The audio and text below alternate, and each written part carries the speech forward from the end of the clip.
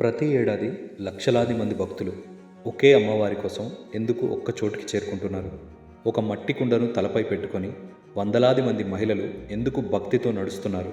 డప్పుల మోత మధ్య ఒక వీరుడు ఎందుకు ముందుండి నృత్యం చేస్తున్నాడు?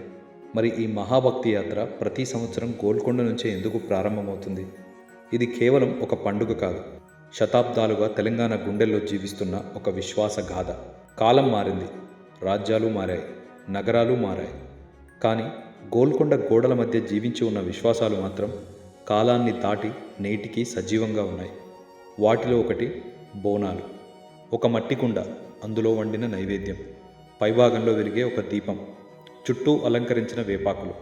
చూసేవారికి ఇది ఒక సాధారణ కుండలా కనిపించవచ్చు, కానీ భక్తుడికి మాత్రం అది ఒక మొక్కు, ఒక కృతజ్ఞత, ఒక ప్రార్థన, ఒక విశ్వాసం.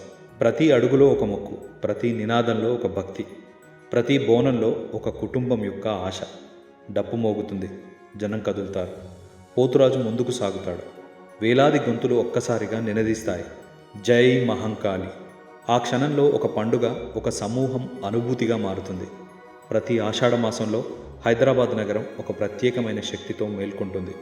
ఆ భక్తి ప్రయాణానికి తొలి అడుగు గోల్కొండలో పడుతుంది. గోల్కొండలోని శ్రీ జగదాంబిక మహంకాళి అమ్మవారి సన్నిధి నుంచి బోనాల ఉత్సవాల భక్తి ప్రవాహం నగరంలోని అనేక ప్రాంతాలకు విస్తరిస్తుంది.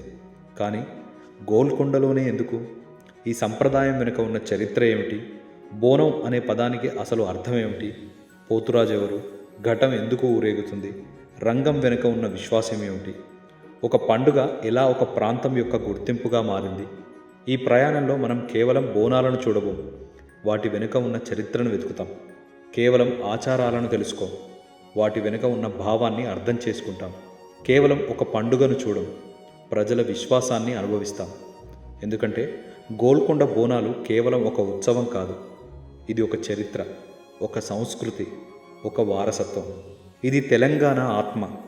Golconda Bonalu, the spirit of Telangana. జై మహంకాళి, జై తెలంగాణ.